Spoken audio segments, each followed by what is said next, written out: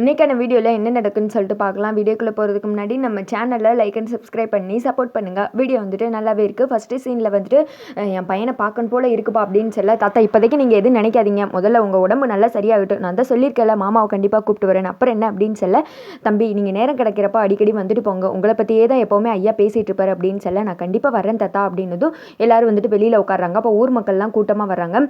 அது வந்து அப்படின்னு சொல்லிட்டு தயங்கிட்டே நிற்க, அதான் வந்துட்டீங்களே என்ன வேணும் சொல்லுங்கள் அப்படின்னு சொல்லிட்டு ராஜா சேதுபதி ஐயா சொல்ல, இல்லை நீங்கள் என்னமோ உங்கள் பையனை கூப்பிட்டு வந்து பரிகார பூஜை பண்ண வைக்கிறேன் அது இதுண்டிங்க, கும்பாபிஷேகம் வேற வரப்போகுது, அதுக்கான எந்த முயற்சியும் எடுத்த மாதிரியே தெரியவே இல்லையே அப்படின்னு சொல்ல, அதுலேருந்து வில்லன் ஒருத்தர் இருக்காமல அவன் சொல்கிறான், உங்களுக்கு நெஞ்சுவலின்னு வேற டாக்டர் சொல்லிட்டு போகிறாங்க, உங்கள் பையனை வந்து பரிகார பூஜை வேற பண்ண வைக்கல, இப்படியே போச்சுன்னா என்ன ஆகும் அப்படின்னு சொல்ல, எங்க வந்து என்ன பேசிகிட்டு இருக்கீங்க, இவருக்கு இப்போ தான் உடம்பு சரியில்லாமல் ட்ரீட்மெண்ட் பார்த்து முடிச்சிருக்கு, இப்படியெல்லாம் பேசிகிட்டு இருக்கீங்க அப்படின்னதும், பேராடி நீ கொஞ்சம் சும்மா இருப்பா, எனக்கு நெஞ்சுவலின்னு தானே சொன்னாங்க, நான் ஒன்றும் செத்துறலையே, நான் சொன்னதான் என் பையன் கண்டிப்பாக வந்து பரிகார பூஜை பண்ணுமா குடும்பத்தோட அப்படின்னு சொல்கிறாங்க. அதுக்கு வந்துட்டு இந்த திக்க மறுபடியும் இந்த வில்லன் சொல்கிறான், நீங்கள் வாயிட்ட மட்டும் தானே சொல்கிறீங்க, இப்போ வேற உங்களுக்கு உடம்பு சரியில்லை, நல்லா இருக்கும்போது எதுவுமே பண்ணவே இல்லை, இப்போ என்னத்தை பண்ணிடுவீங்க அப்படின்னு சொல்ல, இந்த ராஜா சேதுபதி வாக்கு கொடுத்தது தான், என் பேரை வந்துட்டு கண்டிப்பாக என் பையனை கூப்பிட்டு வருவான், இதுக்கு மேலே உங்களுக்கு என்ன வேணும் அப்படின்னு சொல்லிட்டு கத்த, உங்களுக்கு கொஞ்சம் கூட அறிவு இல்லையா, நான் இவ்வளோ தூரம் சொல்லிட்டு இருக்கேன், மறுபடியும் எதுக்கு அவரை தேவையில்லாமல் டென்ஷன் படுத்திட்டு இருக்கீங்க அப்படின்னு சொல்ல, இன்னொரு ஊருக்காரங்க சொல்கிறாங்க, சரி விடுப்பா, அவர் தான் இவ்வளோ தூரம் சொல்லிட்டு இருக்கார்ல, பாவம் அவருக்கு உடம்பு வேற சரியில்லை, சரிங்கய்யா ஏதோ முட்டாள்தனமாக உங்ககிட்ட இதை பற்றி கேட்க வந்துட்டோம், எங்களுக்கு நம்பிக்கை இருக்குயா, கண்டிப்பாக நீங்கள் பூஜை பண்ணுவீங்க, நாங்கள் வர்றோம் அப்படின்னு சொல்லிட்டு எல்லாரும் அங்கேருந்து கிளம்பிடுறாங்க. தாத்தா அவங்க தான் ஏதோ பேசிகிட்டு இருக்காங்கன்னா, நீங்கள் ஏன் தாத்தா டென்ஷன் ஆகுறீங்க, இப்பெல்லாம் டென்ஷன் ஆகாதீங்க அப்படின்னு சொல்ல, அதெல்லாம் ஒன்றும் இல்லைப்பா, நீ இருக்கேல அப்படின்னு சொல்ல, கண்டிப்பாக நான் இருக்கேன் தாத்தா, என் மேலே நம்பிக்கை இருக்குல்ல அப்படின்றாங்க.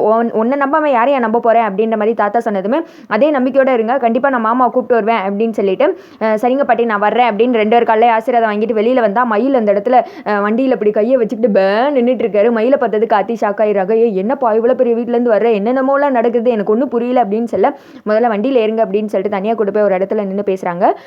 நான் தான் வந்துட்டு ராஜா சேதுபதியோட பேரை அப்படின்னு சொல்ல, அப்போது மாமாவோட மருமக நீதானா அப்படின்னு சொல்ல, ஆமாம் அப்படின்றாங்க. என்னப்பா காட்டி எனக்கு ஒன்றுமே புரியல, கொஞ்சம் தெளிவாக சொல்ல அப்படின்னு சொல்லிட்டு அந்த பூட்டை உடைச்சதுலேருந்து இப்போ வரைக்கும் நடக்கிற கதை எல்லாத்தையும் சொல்கிறாங்க.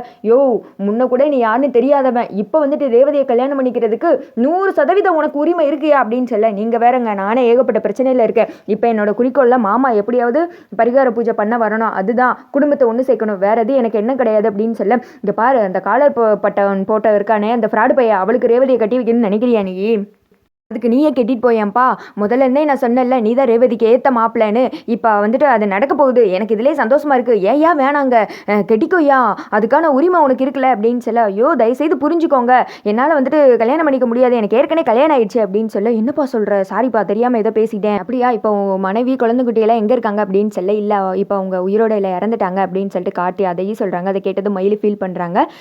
சரிப்பா அதெல்லாம் மனசில் வச்சுக்காத, நான் சொல்கிறேனே நீ எதுவும் தப்பாக எடுத்துக்காத, அதான் ஒய்ஃப் இறந்துட்டாங்கல்ல, உனக்கு சின்ன வயசு வேற, ஏன் இன்னொரு கல்யாணம் பண்ணிக்கக்கூடாது, ஊர் உலகத்தில் பண்ணாததா, ரேவதியை நீ கட்டிக்கிட்டேன்னு வச்சுக்கோ, அந்த பிள்ளையோட வாழ்க்கை நிம்மதியாக இருக்கும்ப்பா, அதுக்காண்டி தான் சொல்லிட்டு இருக்கேன், நீ இப்போது கல்யாணத்தை நிறுத்தினேன்னு வச்சுக்கோ, என்ன நடக்கும், மாமா வந்துட்டு உங்கள் ஊருக்கு வர முடியாது, அத்தை என்ன சொன்னாங்க, ரேவதியோட கல்யாணம் நல்லபடியாக நடந்தால் தானே மாமா ஊருக்கு அமுச்சு விடுவேன்னு சொல்லி சொன்னாங்க, நல்லா யோசித்து பாருப்பா, நான் சொல்கிறது சரின்னு உனக்கே படும் அப்படின்னு சொல்ல, இப்போதைக்கு அதை பற்றி எந்த ஐடியாவும் என் மைண்டில் இல்லை, பார்க்கலாம் கடவுள் ஏதாவது ஒரு வழி கொடுப்பாரு அப்படின்னு சொல்லிட்டு காட்டி சொல்ல, வேமா விறுவிறுன்னு வண்டியில் ஏறி உட்காந்துக்கிறாரு. இங்கிட்டு வந்துட்டு மயில் யோசித்துட்டு இருக்காரு. அந்த மயில் வாங்கின சொல்கிறான், இந்த மயில் கேட்குறான், நான் முடிவு பண்ணிட்டப்பா, நீ தான் நம்ம வீட்டு மாப்பிள்ளை அப்படின்னு சொல்லிட்டு, யோ எத்தனை நாள் தான் அவனை வாப்போன்னு கூப்பிடுவோம், பேர் என்ன அப்படின்னு சொல்ல, கார்த்திகேயன் அப்படின்றாங்க. கார்த்திகேயன் நல்ல பேர் தான், சரி சரி வாங்க அப்படின்னு சொல்லிட்டு வண்டி எடுத்துகிட்டு கிளம்பிடுறாங்க.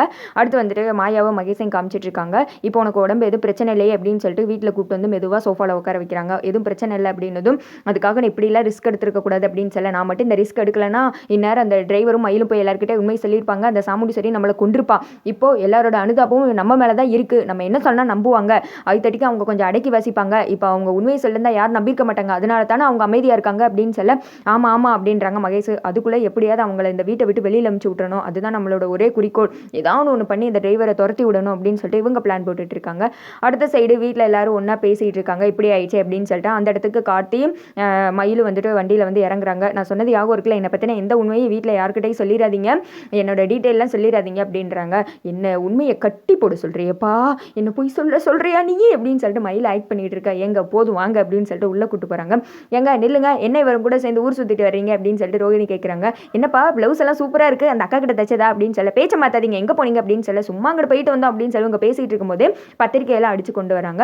ஓ பத்திரிக்கை வந்திருக்கா, வைங்க வைங்க அப்படின்னு சொல்லிட்டு டேபிளில் வைக்க சந்திரா வந்துட்டு அதை பார்த்து முறைக்கிறாங்க. ஏமா அந்த அம்மா நம்மளை பார்த்து முறைக்குப்பா அப்படின்னு சொல்லிட்டு கார்த்தி சொல்ல, அதோட பார்வையே அதுதான், நான் பார்த்துக்கிறேன் அப்படின்னு சொல்லிட்டு மயிலும் கார்த்தியோட அந்த காம்போ வந்துட்டு சூப்பராக இருக்குது. பத்திரிக்கைலாம் வந்துடுச்சு, உடனே ஐயர்கிட்ட சொல்லு, நம்ம வந்துட்டு பூஜை பண்ணிவிட்டு அதுக்கடுத்து எல்லாரும் கொடுக்க ஆரம்பிப்போம் அப்படின்னு சொல்ல சரின்னு சொல்லிட்டு சாமுடிச்சரியும் ஃபோன் பண்ண போகிறாங்க. இங்கிட்டு வந்துட்டு சந்திரா மனசில் நினைக்காங்க, ஐயோ டிரைவர் இதோட நீ காலியா, அதில் என்ன இருக்குன்னு தெரிஞ்சா ஷாக்காக போகிறீங்க அப்படின்னு சொல்லிட்டு வெள்ளத்தனமாக யோசிச்சுட்டு இருக்கு. அதோட பார்த்தீங்கன்னா வீடியோ முடிஞ்சிருது.